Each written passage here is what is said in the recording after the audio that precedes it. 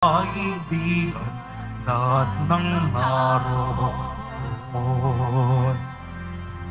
Umawit ang sangkatauhan, purihin ang Panginoon. Puri sa kalikasan, siya'y papurihan, Diyos ng lahat. Papuri sa kalikasan, siya'y papurihan, ngayon at magpakailanman. Tayo'y nagkakatipon sa ngalan ng Ama, ng Anak at ng Espiritu Santo. Amen. Ang pagpapala ng ating Panginoong Jesucristo, ang pag-ibig ng Diyos Ama, ang pakipag-isa ng Banal na Espiritu, naway sumainyong lahat. At sumairin. Maligayang pagdalo sa ating banal na pagdiriwang, mga kapatid. Ating ngayong ihanda ang ating sarili para sa ating banal na pagdiriwang. Inaamin ko sa makapangyarihang Diyos at sa inyo, mga kapatid, na lubha akong nagkasala sa isip, sa salita, at sa gawa, at sa aking pagkukulang. Kaya isinasamo ko sa mahal na Birheng Maria, sa lahat ng mga anghel at mga banal, at sa inyo, mga kapatid, na ako'y ipanalangin sa Panginoong ating Diyos. Kaawaan tayo ng makapangyarihang Diyos, patawarin tayo sa ating mga kasalanan, at patnubayan tayo sa buhay na walang hanggan. Panginoon, kaawaan mo kami. Kristo, kaawaan mo kami. Panginoon, kaawaan mo kami. Panginoon, kaawaan mo kami. Manalangin tayo.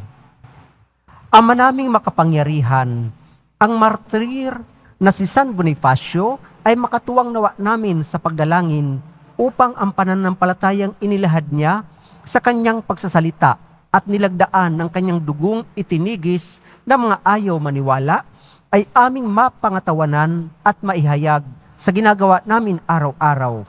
Sa pamagitan ni Jesucristo kasama ng Espiritu Santo, magpasawalang hanggan. Amen. Magsuyo po muna po ang lahat. Ang simula ng ikalawang sulat ni Apostol San Pablo kay Timoteo. Mula kay Pablo, na niloob ng Diyos na maging apostol ni Kristo Jesus, upang mangaral tungkol sa buhay na ipinangakong kakamtan natin kay Kristo Jesus. Kay Timoteo na minamahal kong anak, sumaiyo nawa ang pagpapala, ang habag, at ang kapayapaan mula sa Diyos Ama at kay Kristo Jesus na ating Panginoon. Nagpapasalamat ako sa Diyos na pinaglilingkuran ko ng tapat, tulad ng ginawa ng aking mga ninuno, tuwing aalalahanin kita sa aking mga panalangin araw-gabi. Dahil dito, ipinaalaala ko sa iyo na maging masigasig ka sa pagtupad sa tungkuling tinanggap mo sa Diyos nang ipatong ko ang aking mga kamay sa ulo mo. Sapagkat hindi espiritu ng kaduwagan ang ibinigay sa atin ng Diyos, kundi espiritu ng kapangyarihan, pag-ibig at pagpipigil sa sarili. Kaya't huwag mong ikahihiya ang pagpapatotoo tungkol sa Panginoon o ang aking pagkabilanggo dahil sa Kanya. Sa halip, makihati ka sa kahirapan dahil sa mabuting balita, sa tulong ng Diyos na nagligtas at tumawag sa atin upang tayo'y maging Kaniyang bayan. Ito'y ginawa niya sa pamamagitan ni Kristo Jesus, hindi dahil sa ating mga gawa, kundi ayon sa kanyang layunin at kagandahang loob na inilaan sa atin bago pa magsimula ang panahon. Ngunit nahayag lamang ito nang dumating si Kristo Jesus na ating tagapagligtas. Nilupig niya ang kamatayan at inihayag ang buhay na walang hanggan sa pamamagitan ng mabuting balita. Ako'y ginawang apostol at guro upang ipahayag ang mabuting balitang ito, at iyan ang dahilan kaya ako nagdurusa ng ganito. Gayon may hindi ko ikinahihiya ang nangyayaring ito sa akin, sapagkat lubos kong nakikilala ang aking pinananaligan at natitiyak kong maiingatan niya hanggang sa huling araw ang ipinagkatiwala ko sa Kanya. Ang salita ng Diyos. Salamat sa Diyos. Ang mata ko'y nakatuon sa iyo lamang, Panginoon.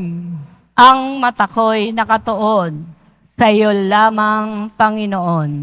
Ang aking pangmasid doon nakapukol sa luklukang trono mo, O Panginoon. Tulad ko'y aliping ang inaasahan ay ang amo niya para matulungan. Ang mata ko'y nakatuon sa iyo lamang, Panginoon. Kaya walang humpay ang aming tiwala, hanggang ikaw poon sa aming maawa.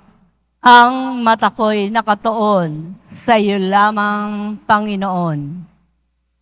Magsitayo na po ang lahat.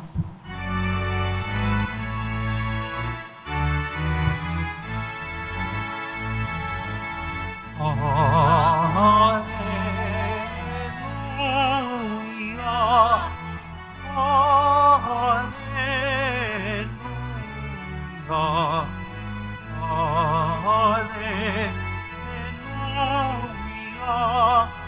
Hallelujah. Hallelujah.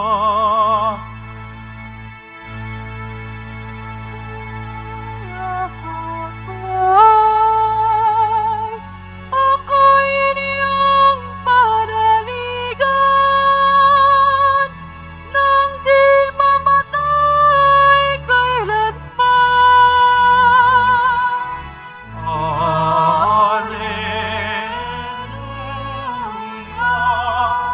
Hallelujah. Hallelujah. Hallelujah.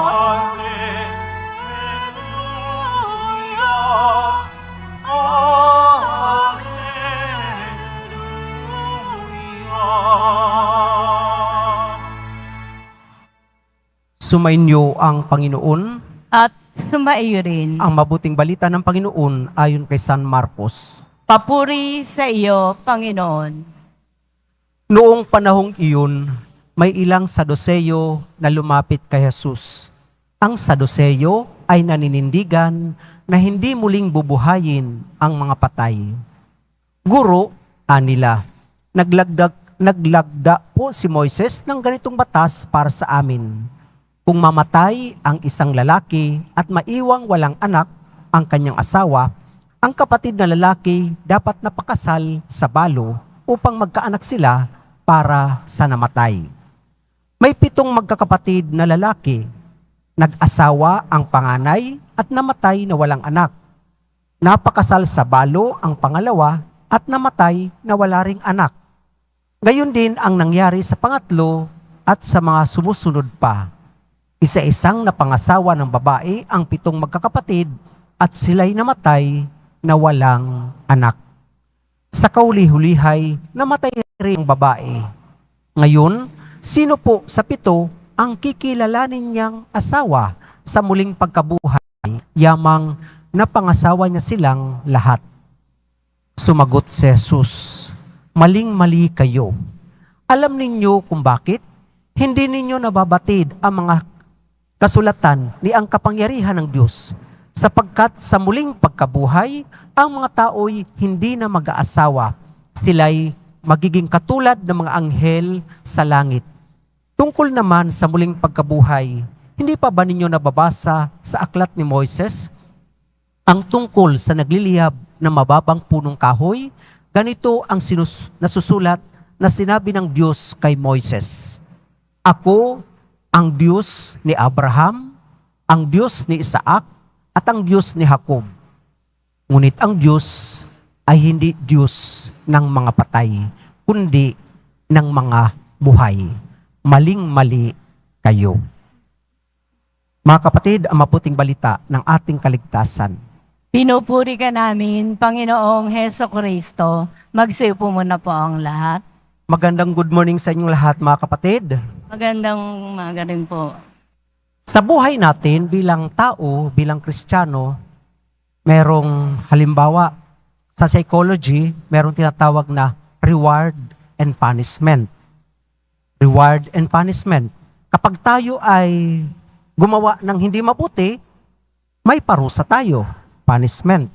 Pero pag nagpakabait, ginawa ang mabuti, may reward. Sa mga bata, madali ito. At yung bata, lumalaki na mahusay, mabait, kapag maganda ang pagpapatakbo, pagpapalaki ng mga magulang.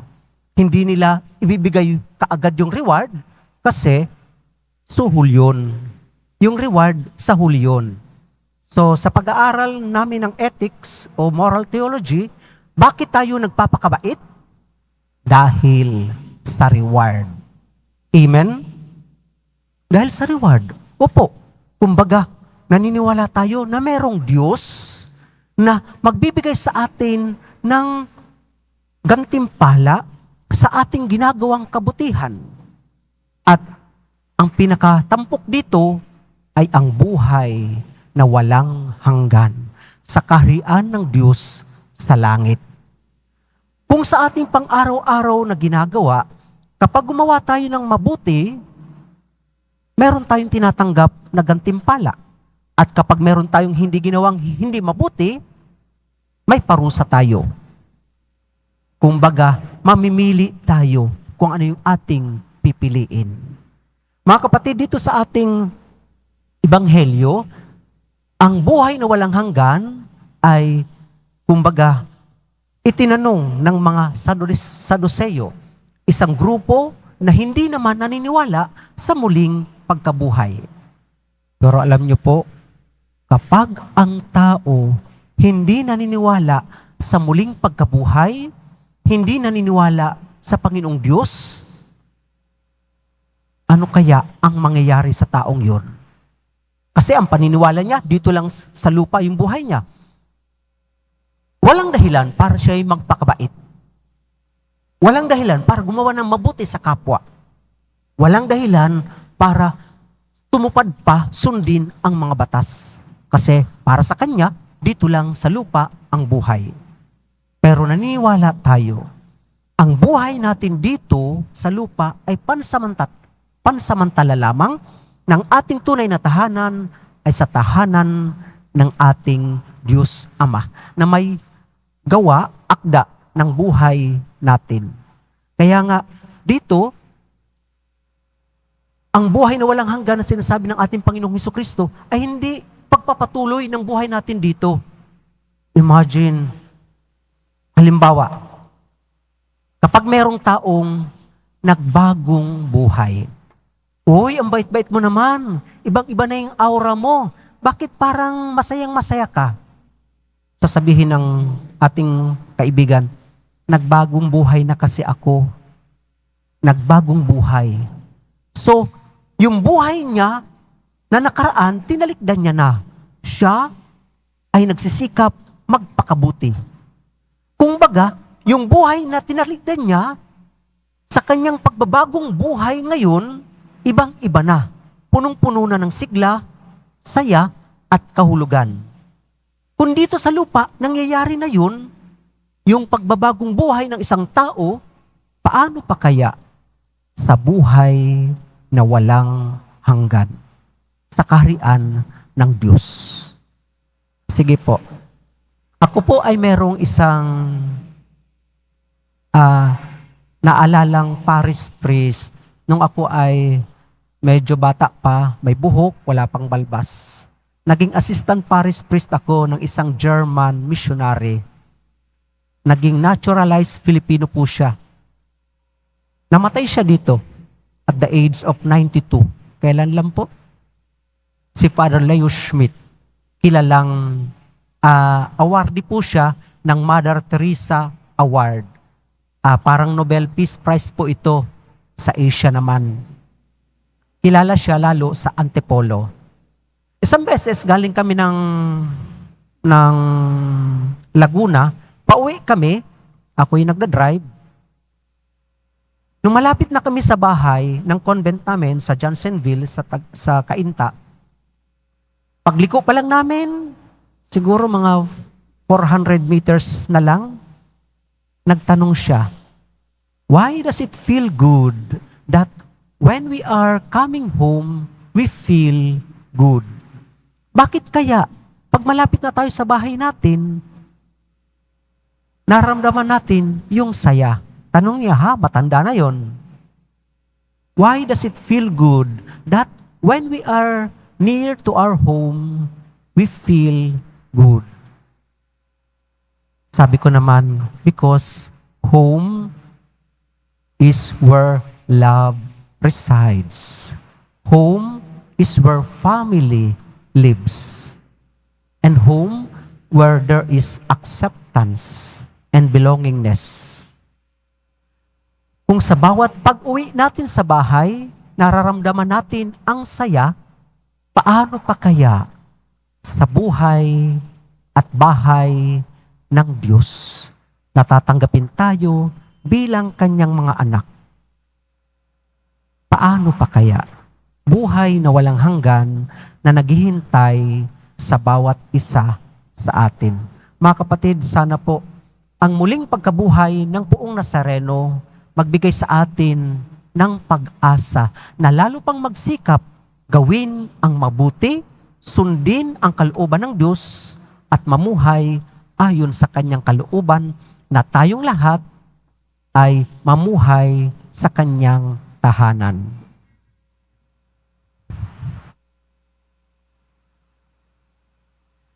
Magsitayo na po ang lahat. Minamahal kong mga kapatid, napaka-maluwalhati ng kapayapaan at pag-asa ng muling pagkabuhay. Malaya ang ating mga puso mula sa di makatwirang pag-aalinlangan at pagdududa, sapagkat naniniwala tayo sa pangako ng iisang nabuhay na mag-uli sa walang hanggang kaluwalhatian. Manalangin tayo, Diyos ng mga buhay, pakinggan mo kami. Diyos ng mga buhay, pakinggan mo kami. Ang simbahan naway patuloy na magpahayag ng mabuting balita ng muling pagkabuhay at ng buhay na darating. Manalangin tayo. Diyos ng mga buhay, pakinggan mo kami. Sa ating pang-araw-araw na buhay, tayo naway makapaghatid ng liwanag ng pag-asa sa mga nabubuhay sa kadiliman at kawalan ng pag-asa. Manalangin tayo. Diyos ng mga buhay, pakinggan mo kami. Ang mga Kristiyano, saan man naway hindi manging mga taong legalismo at mga panlabas na tumutupad sa batas, kundi maging mga taong mayroong pusong ginagawa ang mga nararapat nilang gawin bilang mga anak ng Diyos. Manalangin tayo. Diyos ng mga buhay, pakinggan mo kami. Ang mga may sakit, naway matagpuan ang mapagpagaling na presensya ni Kristo sa kanilang buhay. Manalangin tayo. Diyos ng mga buhay, pakinggan mo kami. Sa ating panalangin para sa yumao at para sa mga nagluluksa, para sa kanilang paglisan, naway magdulot sa kanila ng pag-asa at kasiyahan sa kanilang paghihinagpis ang muling pagkabuhay ni Kristo. Manalangin tayo. Diyos ng mga buhay, pakinggan mo kami. Sa katahimikan ng ating puso, ating idalangin ang ating mga personal na kahilingan. Diyos ni Abraham, Diyos ni Isaac, at Diyos ni Jacob, Diyos ng mga buhay at bukal ng buhay at ang lahat ng pag-iral, pakinggan mo ang aming mga panalangin na itinataas namin sa iyo sa pamagitan ni Kristong aming Panginoon. Amen. Magsiupo muna po ang lahat.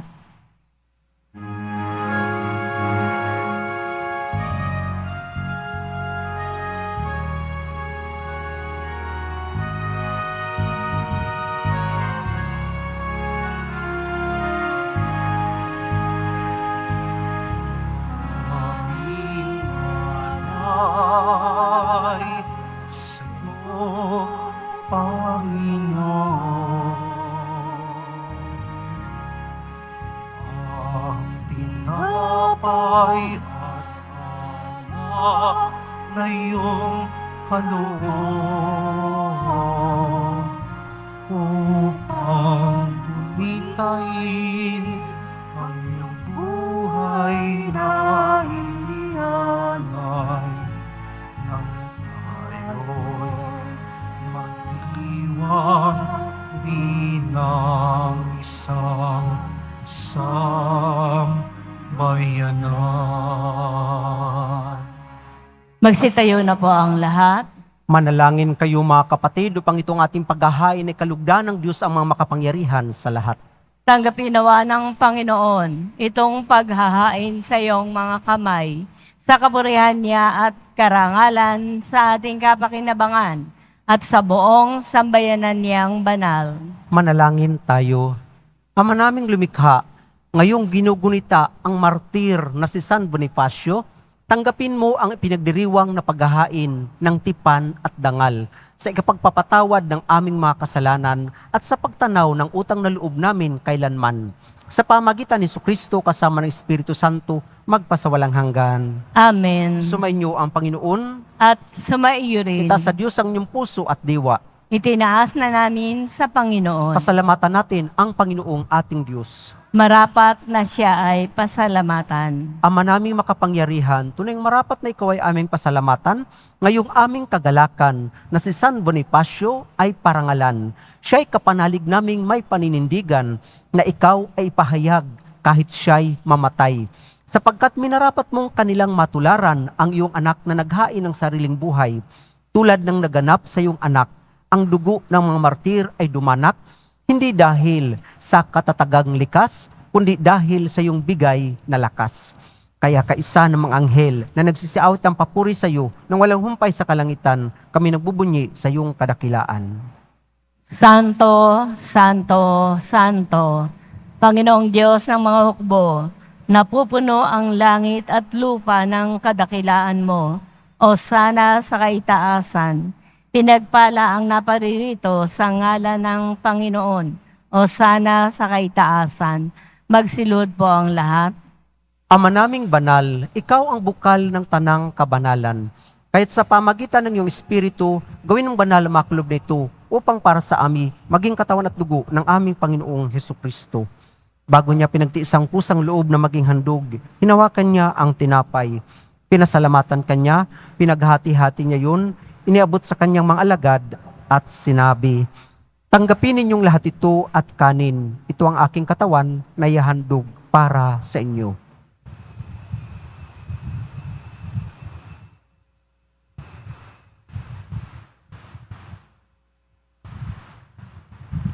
Gayon din naman, nung matapos ang hapunan, hinawakan niya ang kalis, muli kanyang pinasalamatan.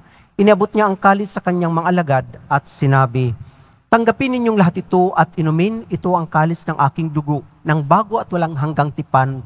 Ang aking dugo na ibubuhos para sa inyo at para sa lahat sa ikapagpapatawad ng mga kasalanan. Gawin ninyo ito sa pag-alala sa akin."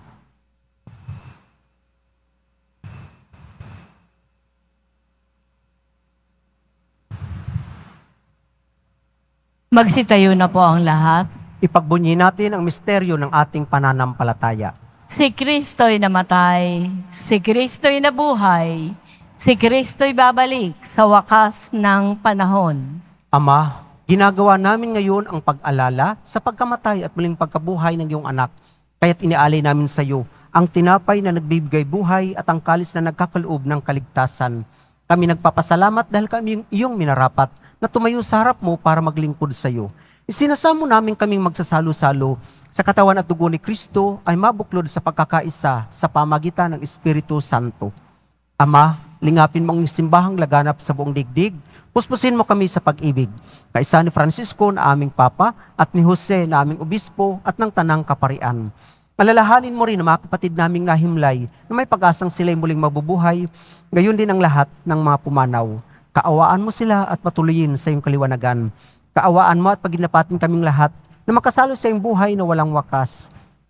Kaisa ng mahal na Birheng Maria ni Ina ng Diyos, ng kabiyak ng puso niyang si San Jose, kaisa ng mga apostol, ni San Juan Bautista at ang lahat ng mga banal na namuhay dito sa daigdig ng kalugod-lugod sa iyo, may pagdiwang nawa namin ang pagpupuri sa kararangal mo sa pamagitan ng anak na aming Panginoong Hesukristo. Sa pamagitan ni Kristo, kasama niya at sa Kanya, ang lahat ng parangal at papuri ay sa iyo, Diyos amang makapangyarihan, kasama ng Espiritu Santo, magpasawalang hanggan. Amen. Sa pamagitan ng binyag, tayo'y naging mga anak ng Diyos. Bilang isang pamilya, tayo tumawag sa ating iisang Ama. Ama namin, sumasalangit ka, sambahin ang ngalan mo, mapasa amin ang kaharian mo, sundin ang loob mo dito sa lupa para nang sa langit. Bigyan mo kami ngayon ng aming kakanin sa araw-araw, at patawarin mo kami sa aming mga sala, para ng pagpapatawad namin sa nagkakasala sa amin. At huwag mo kaming ipahintulot sa tukso, at iadya mo kami sa lahat ng masama. Amen. Hinihiling namin kami adya sa lahat ng masama, pagkalooban ng kapayapaan araw-araw, iligtas sa kasalanan at ilayo sa lahat ng kapahamakan. Samantalang aming pinananabikan ang dakilang araw ng pagpapahayag ng tagapagligtas naming sa Jesucristo. Sapagkat iyo ang kaharian, at ang kapangyarihan, at ang kapurihan, magpakailanman. Amen. Panginoong Jesucristo, sinabi mo sa mga apostol, kapayapaan ang iniiwan ko sa inyo, ang aking kapayapaan ang ibinibigay ko sa inyo. Tunghayan mo ang aming pananampalataya at huwag ang aming pagkakasala. Pagkalooban mo kami ng kapayapaan at pagkakaisa, ayon sa iyong kalooban, kasama ng Espiritu Santo, magpasawalang hanggan. Amen. Ang kapayapaan ng Panginoon naway laging sumainyo. At sumaiyo rin. Mga kapatid, ating ibigay ang kapayapaan sa bawat isa.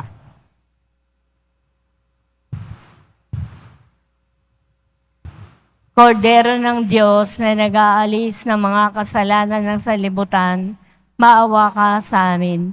Kordero ng Diyos na nag-aalis ng mga kasalanan ng sanlibutan, maawa ka sa amin. Kordero ng Diyos na nag-aalis ng mga kasalanan ng sanlibutan, ipagkaloob mo sa amin ang kapayapaan. Magsilod po ang lahat. Mga kapatid, narito ang ating Panginoong Jesucristo, ang anak ng Diyos na nagkatawang tao, nag-alay ng kanyang buhay para sa bawat isa sa atin. Siya ang kordero ng Diyos na nag-aalis ng makasalanan sa sanlibutan, mapapalag tayong inanyayahan sa kanyang piging. Panginoon, hindi ako karapat-dapat na magpatuloy sa iyo, ngunit sa isang salita mo lamang ay gagaling na ako. Ang katawan ni Kristo. Amen.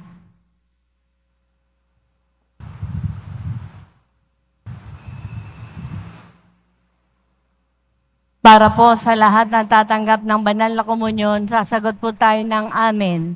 Pagkasabi po ng pare o ng lay ministers ng katawan ni Kristo, at isubo po agad sa bibig bago umalis sa harapan ng pare o lay ministers.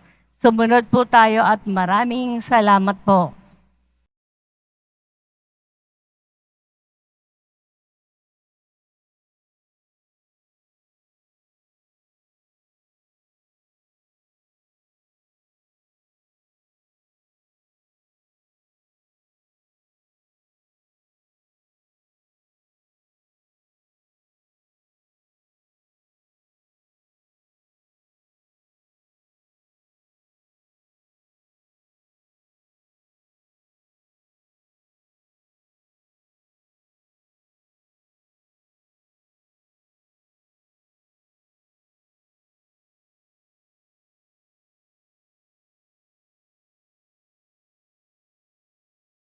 Magsitayo na po ang lahat.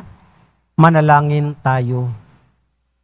Ama naming mapagmahal, kaming nagdiwang sa pagunitang ginampanan at sa tinanggap na pakikinabang ay humihingi ng iyong pagkalooban ng pakikiisa sa mga martir na banal sa pagsasalo sa pagkabuhay at tagumpay ng iyong anak na ipinahayag sa piging na ito bilang namatay at nabuhay na Mesiyas at tagapamagitan kasama ng Espiritu Santo magpasawalang hanggan. Amen. Sumainyo ang Panginoon. At sumaiyo rin. Mahal na Poong Jesus Nazareno, inihayag mo sa pamagitan ng krus ang walang maliw na pag-ibig ng Diyos sa sangkatauhan. Pakinggan mo ang kahilingan ng iyong angkan na nagsusumamo sa iyo. Makamtan nawa nila ang iyong katugunan at tanggapin ang kasagutan na may utang na loob na tinatanaw. Basbasan din po ninyo ang mga dala-dala nilang mga imahen at dasalan. Sa pamagitan ng bendisyon na ito, naway maalala nila ang mga pangako nila noon sa binyag, na ikaw ang kanilang ibigin at paglilingkuran bilang Panginoon magpasawalang hanggan. Amen. Sumainyo ang Panginoon At sumaiyo rin. at pagpalain kayo kasama ng inyong mga mahal sa buhay ng makapangyarihang Diyos, Ama, Anak at Espiritu Santo. Amen. Humayo kayong taglay ang kapayapaan ng Poong Jesus Nazareno. Salamat sa Diyos.